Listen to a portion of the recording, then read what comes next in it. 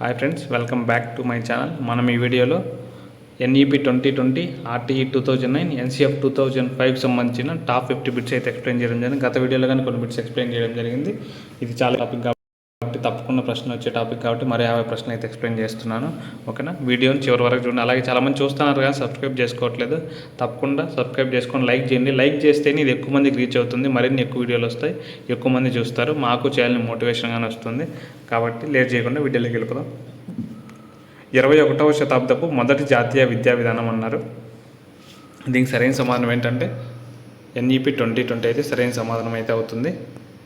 అలాగే రెండో ప్రశ్న, జాతీయ విద్యా విధానం 2020 రూపకర్త. దీనికి సరైన సమాధానం ఏంటంటే కస్తూరి రంగన్ అయితే సరైన సమాధానం అయితే అవుతుంది. కొఠారి కమిషన్ ఎప్పుడు 1964 to 66. ఒక మాట అంటాడు, ఏమంటే భారతదేశ గమ్యం తరగతి గదుల్లో రూపుదిద్దుకుంటుంది అన్న ఎవరంటే కొఠారి కమిషనే. దీని యొక్క విద్యా స్వరూపం ఏంటంటే 10+2+3 అయితే విద్యా స్వరూపం చూపించి, లేదంటే ఇది అనమాట కొఠారి కమిషనే. అలాగే మూడో ప్రశ్న, మనం ప్రస్తుతం అభ్యసన సంక్షోభాన్ని ఎదుర్కొంటున్నాము. చదవడం, వ్రాయడం, కనీసం గణిత ప్రక్రియలు చేయలేని పిల్లలు 5 కోట్ల మంది ఉన్నారన్నది ఎవరంటే దీనికి సరైన సమాధానం ఆప్షన్ 3 ఎన్ఈపి 2020 అయితే అంటుంది. దానికోసం అని చెప్పి ఎఫ్ఎల్ఎన్ని ప్రవేశపెట్టారన్నమాట. ఎఫ్ఎల్ నిపుణ్ భారత్లో భాగంగా, నిపుణ్ ఫుల్ ఫామ్ మీకు తెలిస్తే అయినా కామెంట్ చేయండి. నిపుణ్ దీనిలో భాగంగా ఏం చేశారంటే ఎఫ్ఎల్ఎన్ ఇంట్రడ్యూస్ చేశారు. ఈ ఎఫ్ఎల్ఎన్ కింద వస్తుంది, క్వశ్చన్ ఇచ్చున్నాం ఎఫ్ఎల్ఎన్కి సంబంధించి. కానీ ఓకేనా, దీనికి సరైన సమాధానం అంటే ఆప్షన్ 3 అయితే సరైన సమాధానం అయితే అవుతుంది. అలాగే సాధ్యమైన చోట్ల కనీసం 5వ తరగతికి లేదా 8వ తరగతి వరకు ఆ పైన ఇంటి భాష, మాతృభాష, ప్రాంతీయ భాష బోధనగా ఉండాలని అన్నదంటే దీనికి సరైన సమాధానం ఏంటంటే ఎన్ఈపి 2020 అయితే సరైన సమాధానం అయితే అవుతుంది. అలాగే 5వ ప్రశ్న, ఎఫ్ఎల్ఎన్ అనగా చెప్పాను కదా, నిపుణ్ భారత్లో భాగంగా ఎన్ఈపి 2020లో నిపుణ్ భారత్ అనే ఒక ఇనిషియేటివ్ ప్రోగ్రామ్, దానిలో భాగంగా ఎఫ్ఎల్ఎన్ను ప్రవేశపెట్టారు. ఈ ఎఫ్ఎల్ఎన్ ఏంటంటే 3వ తరగతికి సంబంధించింది. ఎఫ్ఎల్ఎన్ అంటే ఫౌండేషనల్ లిటరసీ న్యూమరసీ అనమాట. దీనికి సరైన సమాధానం ఏంటంటే ఫౌండేషనల్ లిటరసీ న్యూమరసీ. ఇక్కడ ఫౌండేషనల్ లిటరసీ అని నెంబర్స్ కానీ ఇచ్చింది, ఒక్కోసారి నెంబర్స్ కానీ ఇవ్వచ్చు. ఫౌండేషనల్ లిటరసీ న్యూమరసీ అనేది కరెక్ట్ అనమాట. మన ఆప్షన్లో నెంబర్స్ ఉన్నా నెంబర్స్ ఉంటే నెంబర్స్ పెట్టాలి, లేకుంటే ఫౌండేషనల్ లిటరసీ న్యూమరసీ ఉంటే న్యూమరసీనే పెట్టాలి. అంటే న్యూమరసీ అనేది పెట్టాలన్నమాట. ఎన్యుఎంఏ ఆర్ఏసివై న్యూమరసీ అన్నీ పెట్టాలి. ఎఫ్ఎల్ఎన్ అంటే ఫౌండేషనల్ లిటరసీ న్యూమరసీ అనేది అయితే సరైన సమాధానం. అలాగే 6వ ప్రశ్న చూద్దాం. పరాక్ జాతీయ విద్యా విధానం 2020లో భాగంగా ఏర్పడింది. దీని ఉద్దేశం అన్నారు ఆప్షన్ 1 జాతీయ స్థాయిలో మూల్యాంకనం, వివిధ రాష్ట్ర బోర్డుల మధ్య సమన్వయం, విద్యా ప్రమాణాలను పెంచడం, 4 బోధనా పద్ధతులను ప్రతిపాదించడం. దీనికి సరైన సమాధానం ఏంటంటే జాతీయ స్థాయిలో మూల్యాంకనం అయితే సరైన సమాధానం అయితే అవుతుంది. అలాగే 7వ ప్రశ్న, పరాక్ను విస్తరించమన్నారు.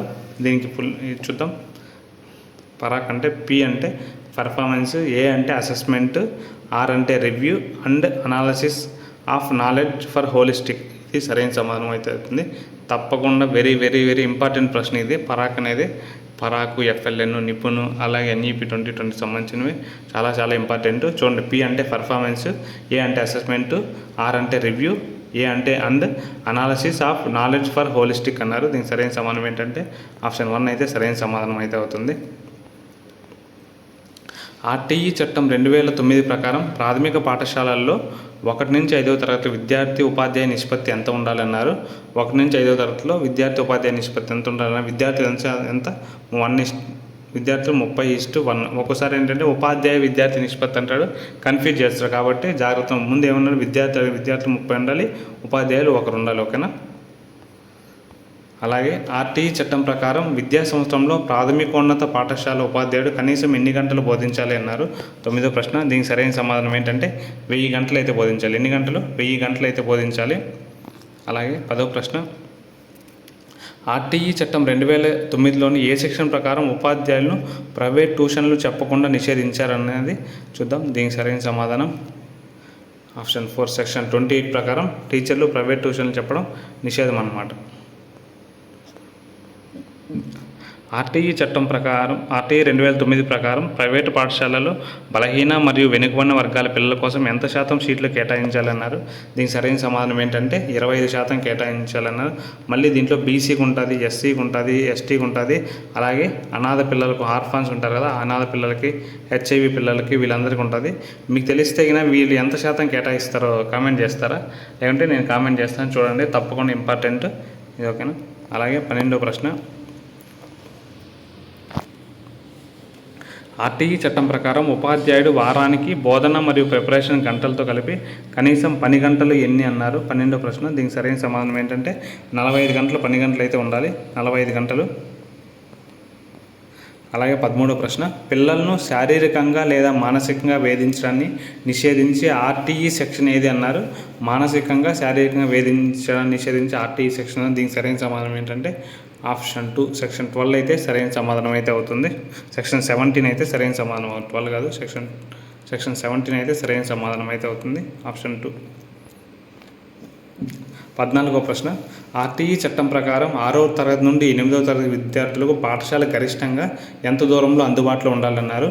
ఆప్షన్ 1 5 కిలోమీటర్లు, 2 కిలోమీటర్లు, 3 కిలోమీటర్లు, 1 కిలోమీటర్ అన్నారు. 14వ ప్రశ్న. 14వ ప్రశ్నకు సరైన సమాధానం ఏంటంటే 3 కిలోమీటర్లు అయితే దూరంలో ఉండాలి. ప్రైమరీ పాఠశాల అయితే 1 కిలోమీటర్ల దూరంలో అయితే ఉండాలి.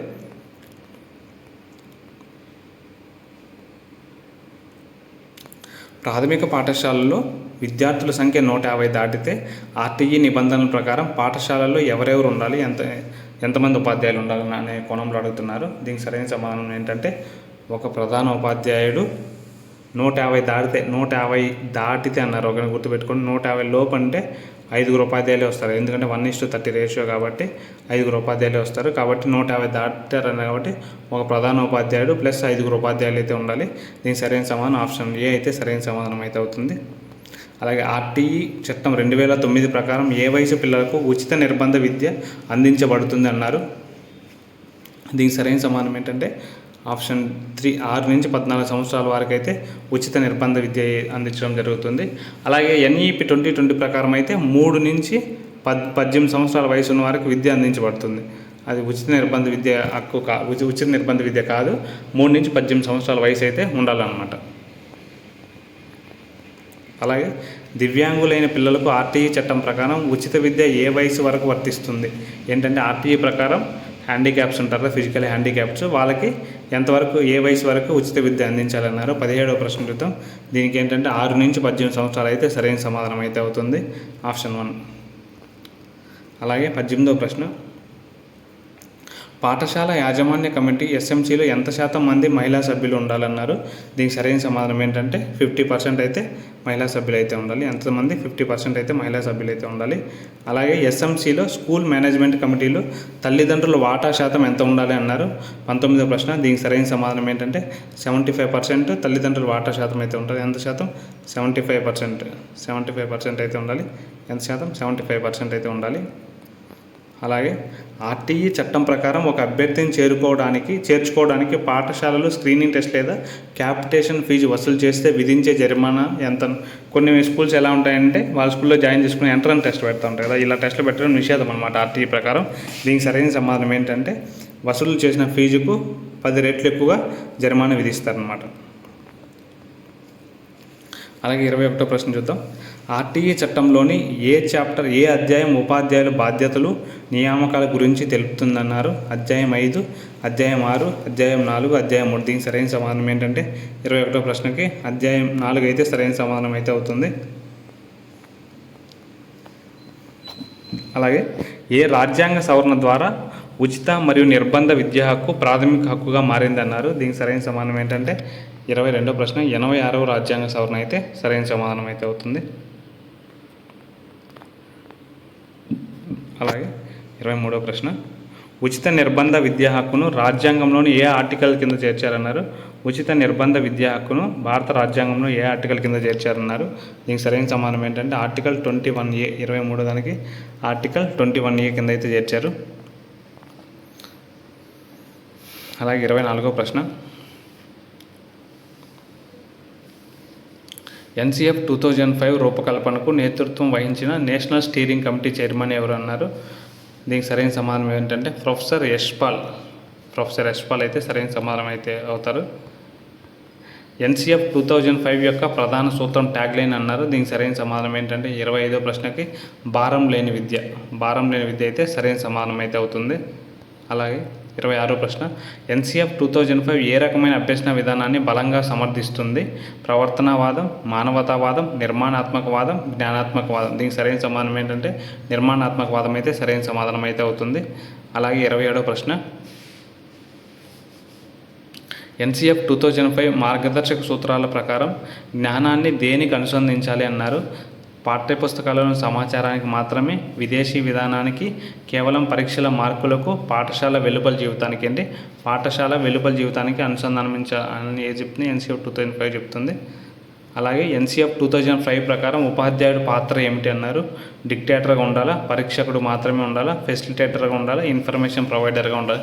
దీనికి సరైన సమాధానం ఏంటంటే ఫెసిలిటేటర్గా, సహాయకుడిగా మాత్రమే ఉండాలన్నమాట. ఆప్షన్ 3 అయితే సరైన సమాధానం. ఎన్సిఎఫ్ 2005ను ఏ జాతీయ సంస్థ రూపొందించింది అన్నారు? Option 1 NCERT, CBSE, NCTE, UGC. దీనికి సరైన సమాధానం ఏంటంటే 29వ ప్రశ్నకి ఎన్సీఆర్టీ అయితే సరైన సమాధానం అయితే అవుతుంది. ఎన్సిఎఫ్ 2005 ప్రకారం మూల్యాంకనం ఏ విధంగా ఉండాలి?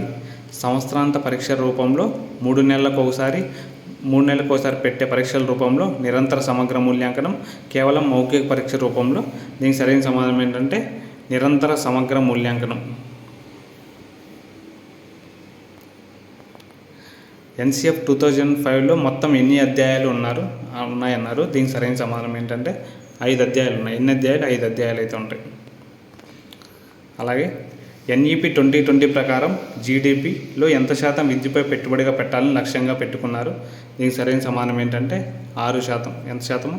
6% లక్ష్యంగా పెట్టుకోవాలనుకున్నారు. 33వ ప్రశ్న, ఎన్ఈపి 2020లోని 5+3+3+4 నిర్మాణంలో మొదటి 5 దేనిని సూచిస్తుందన్నారు? 33వ ప్రశ్న, దీనికి సరైన సమాధానం ఏంటంటే ఫౌండేషనల్ స్టేజ్ని అయితే చూపిస్తుంది. తర్వాత ప్రిపరేటరీ స్టేజ్, తర్వాత మిడిల్ స్టేజ్ చూపిస్తుంది అన్నమాట. అలాగే ఎన్ఈపి 2020 ప్రకారం విద్యార్థులకు ఏ తరగతి నుండి వృత్తి విద్యా కోర్సులు మరియు కోడింగ్ నేర్పుతారన్నారు? దీనికి సరైన చూద్దాం. 35వ ప్రశ్న, ఎన్ఈపి 2020 ప్రకారం విద్యార్థుల ప్రగతిని అంచనా వేయడానికి ఏర్పాటు చేయనున్న జాతీయ అసెస్మెంట్ కేంద్రం అన్నారు? ఆప్షన్ 1 పరాక్, ఆప్షన్ 2 ఎన్టీఏ, దిశ, శిక్ష. దీనికి సరైన సమాధానం ఏంటంటే పరాక్ అయితే సరైన సమాధానం. పరాక్ అయితే సరైన సమాధానం అయితే అవుతుంది. అలాగే 36వ ప్రశ్న,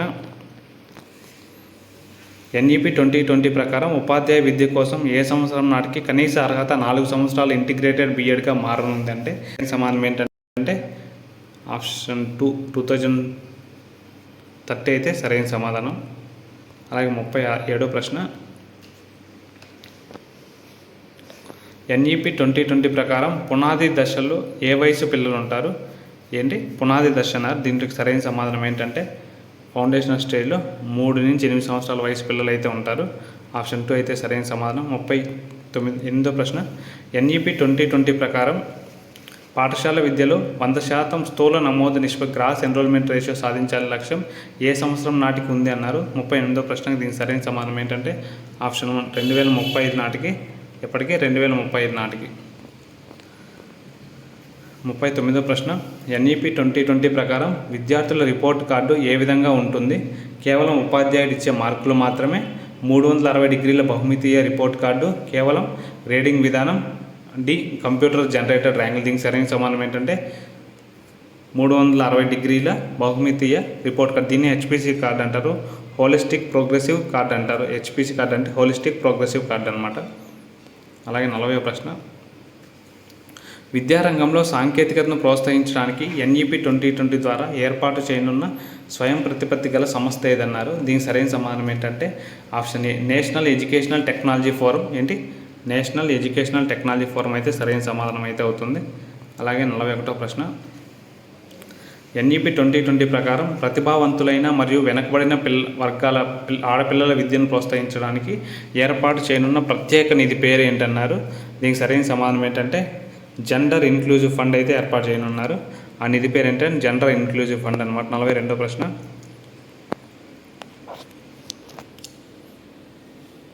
ఎన్ఈపి 2020లో ఉపాధ్యాయుల వృత్తిపరమైన అభివృద్ధి కోసం సిపిడి అంటే కంటిన్యూస్ ప్రొఫెషనల్ డెవలప్మెంట్లో సంవత్సరానికి కనీసం ఎన్ని గంటల శిక్షణను ప్రతిపాదించారంటే దీనికి సరైన సమాధానం ఏంటంటే 42వ ప్రశ్నకి ఆప్షన్ సి 50 గంటలు అయితే ప్రతిపాదించున్నారు. అలాగే 43వ ప్రశ్న ఎన్ఈపి 2020 ప్రకారం ECC early childhood care and education బాధ్యతను ఏ జాతీయ సంస్థకు అప్పగించారన్నారు. దీనికి సరైన సమాధానం ఏంటంటే ఎన్సీఆర్టీ ఆప్షన్ 1 అయితే సరైన సమాధానం అయితే అవుతుంది. 44వ ప్రశ్న ఎన్ఈపి 2020 ప్రస్తావించిన ఎన్సిపిఎఫ్ ఈసీసీ పూర్తి రూపం ఏంటన్నారు. దీనికి సరైన సమాధానం ఏంటంటే 44వ ప్రశ్నకు సరైన సమాధానం ఆప్షన్ 1 అనమాట. ఎన్ అంటే నేషనల్, సి అంటే కరికులం అండ్ పి అంటే pedagogical framework for early childhood care and education. ఏంటి national curriculum and pedagogical framework for early childhood care and education. దీనికి సరైన సమాధానం ఆప్షన్ 1 అయితే అవుతుంది.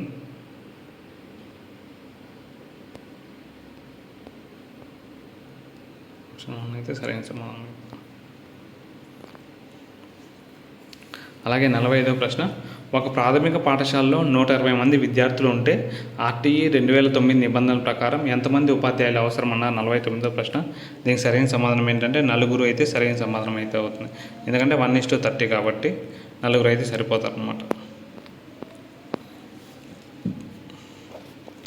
పాఠశాల అభివృద్ధి ప్రణాళిక స్కూల్ డెవలప్మెంట్ ప్లాన్ను తయారు చేసే బాధ్యత ఆర్టీఈ ప్రకారం ఎవరికి ఉంటుందన్నారు. ఏ ప్రధానోపాధ్యాయుడు, పాఠశాల యాజమాన్య కమిటీ, మండల విద్యాధికారి, ఉపాధ్యాయుల బృందం. దీనికి సరైన సమాధానం ఏంటంటే పాఠశాల యాజమాన్య కమిటీ అయితే సరైన సమాధానం, ఎస్ఎంసీ అయితే సరైన సమాధానం అయితే అవుతుంది. అలాగే 47వ ప్రశ్న ఆర్టీఈ 2009లోని ఏ సెక్షన్ ప్రకారం గుర్తింపు పత్రం లేని పాఠశాల స్థాపన నిషేధించారు అన్నారు. దీనికి సరైన సమాధానం ఏంటంటే ఆప్షన్ 3 సెక్షన్ 18 అయితే సరైన సమాధానం అయితే అవుతుంది.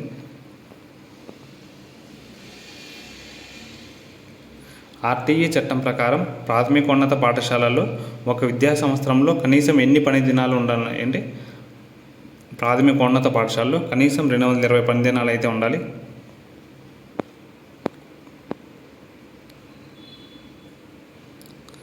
ఆర్టీఈ నిబంధనల ప్రకారం ప్రాథమిక పాఠశాల విద్యార్థులకు పాఠశాల గరిష్టంగా ఎంత దూరంలో అందుబాటులో ఉండాలన్నారు. ఏ 1 కిలోమీటర్ దూరంలో, 2 కిలోమీటర్ల దూరంలో, సి 3 కిలోమీటర్ల లోపు, డి 5 కిలోమీటర్ల లోపు. దీనికి సరైన సమాధానం ఏంటంటే 3 కిలోమీటర్స్ లోపు ఉండాలన్నారు. కానీ దీనికి ఆన్సర్ తప్పనుకుంటే నాకు తెలిసినంతవరకు ఆప్షన్ ఏ అయితే సరైన సమాధానం. మీకు తెలిసైనా కామెంట్ చేయండి.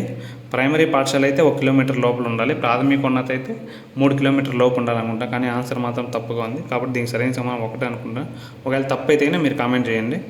అలాగే 50వ ప్రశ్న ఆర్టీఈ చట్టం 2009లోని ఏ సెక్షన్ ప్రకారం బడి వెలుపలి పిల్లలను వారి వయసుకు తగిన తరగతిలో చేర్పించాలన్నారు.